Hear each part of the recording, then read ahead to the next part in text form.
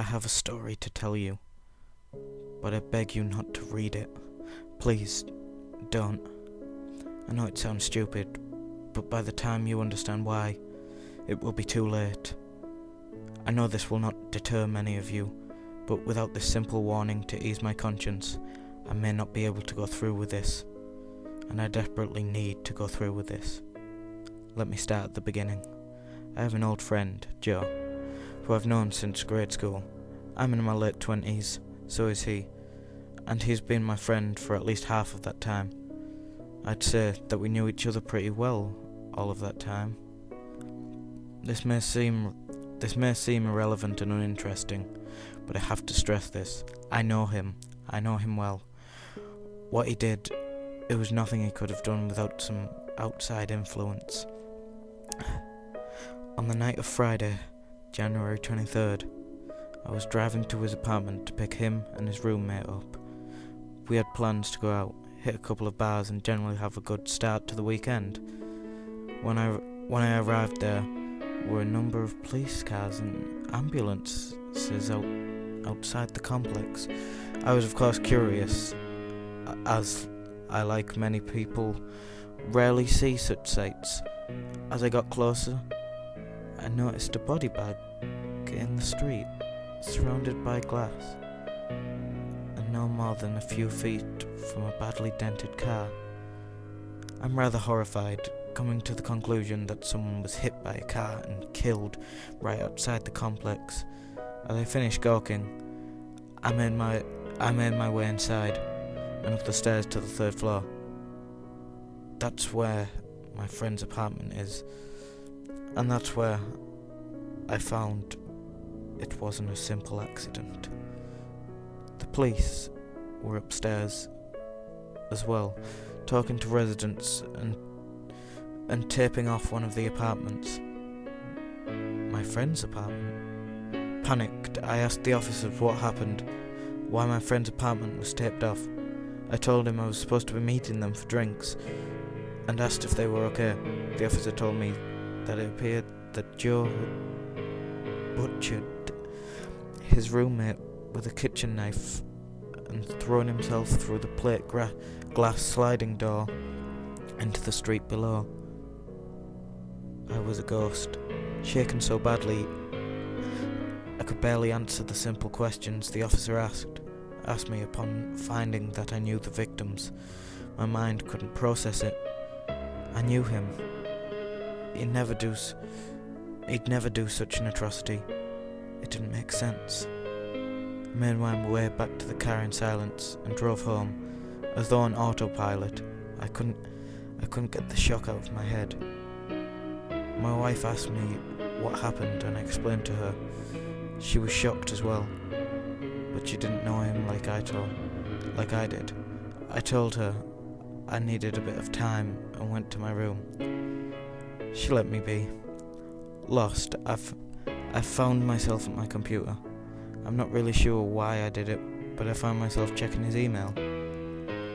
I know the passwords he commonly used, so it was hardly an issue to find the right one. I thought perhaps he had online friends who I need to tell, or maybe I thought I'd find a window into what caused this. I really don't know. If I knew then what I know now, I would have never done what I did. I scrolled through his inbox, looking for familiar names. Joe. I and several friends kept in touch online, and I instantly recognized several of those names in the last few days. The most recently opened email was what looked like a spam email with an attachment and no other information. Curiosity got the better of me and I opened it. The file itself was a picture, named nothing, but a seemingly random string of numbers.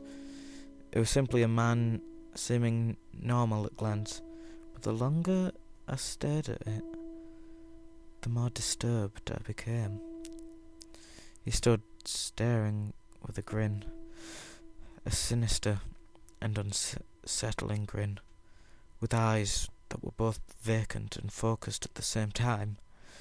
The terrible grin seemed to widen the longer I stared at it, and for minutes I was fixated on that horrible face, eyes burning as they stared back at me with equal intensity. Finally, I tore my gaze away to find the only thing in the email, a single word, a word I can't repeat. Not yet. I need to tell my story. I couldn't take the sight of it anymore. I had to close it. The face, it was still looking at me.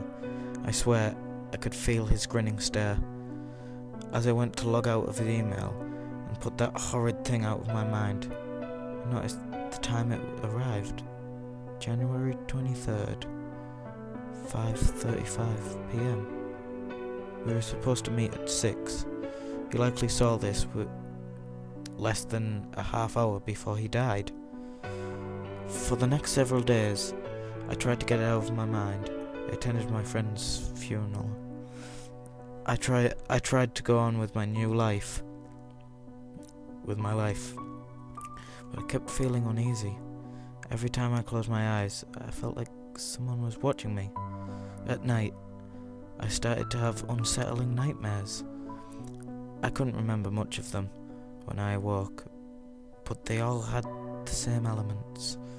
That horrible grinning man, blood, violence, and death.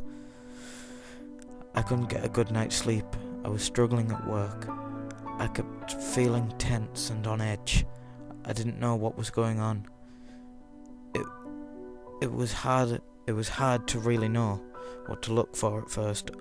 All I had to go on was that image and that single word that accompanied it. Grinning Man. It's hardly a descriptive search, and haunted grinning man or cursed grinning man wasn't really any better. Still, I did what I could with my limited resources.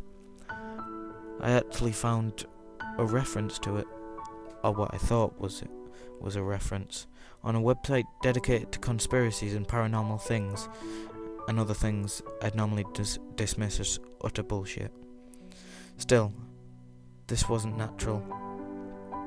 I was willing to try open my mind to any explanation, since it seemed to defy anything conventional.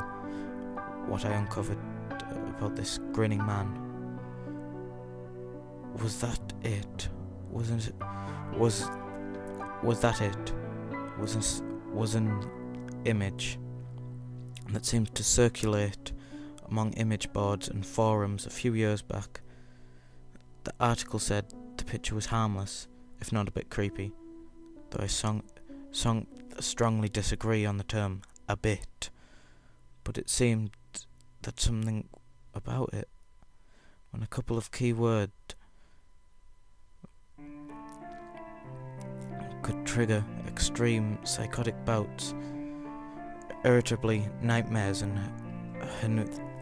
hallucinations. It seemed so utterly stupid.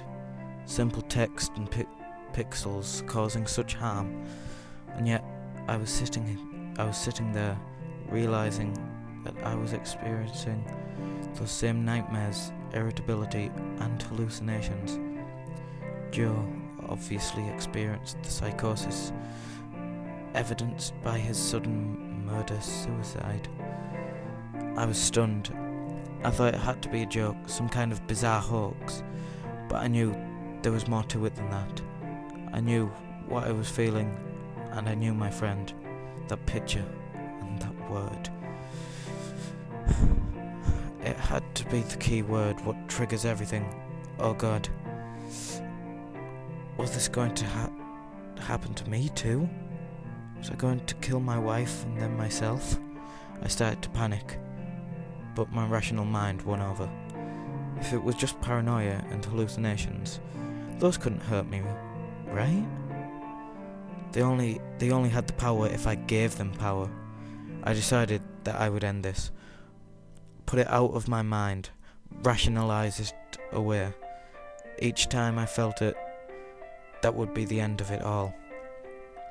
As much as my rational brain helped me through the day, it couldn't protect me at night.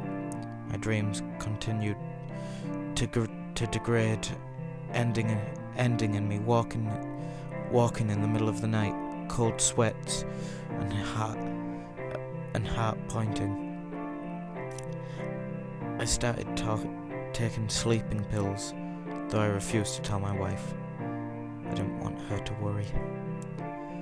Though I knew she could tell something was wrong with me. The pills did nothing, though. In fact, they seemed to make my dreams more vivid. I could remember everything when I woke up.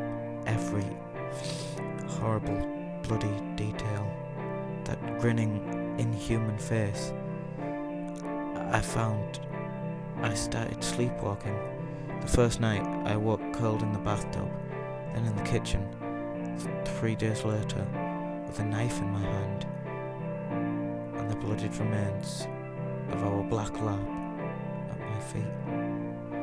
I can't even remember the next things that happened after that. I know I cleaned up our dog and hid him in the trash bag, and said he ran off in the night and got lost. I was terrified. I had no idea what to do. I tried to medicate myself heavily. I locked up all the knives in the house. My wife knew there was something terribly wrong, but I refused to say anything. I don't even know if I could at the time. The only thing I can still remember clearly was the dreams. I was irate and easily spooked at the littlest of things. I thought it had to be my nerves from all the lack of sleep, but I remembered my friend, the website. I knew I was getting worse. The thing I remember most about the dreams, aside from the horrible Grinning Man, is the emotions. I felt each death that was inflicted in the dream, like it was real, like it was my own hand disemboweled my friend, my family, and random strangers against my own will. Like each death, each vision of terror he showed me was not just a vision, but my own work. Each horrible death in the dream made him grin a little wider. He wanted me to snap. He wanted me to become exactly what he was showing me. He wanted me to become him. So I come here to tell you this because I'm desperate. I need help, you see. I can't bear the thought of harming my wife, the woman I love most in the world. Yet, I know it's inevitable. He's always there, watching and grinning, knowing I'm close to breaking, and nudging me whenever I get close to the edge. I know what he wants. I can't let him have that. I don't know any other way out. I'm reaching out to you in hopes that he'll leave me alone. Maybe if you, the careless reader, who I warned away, will give him what he wants, he'll let me be. I have to try. I don't know what else to do. I'm sorry. I hope you can forgive me. Forgive a man for acting in desperation.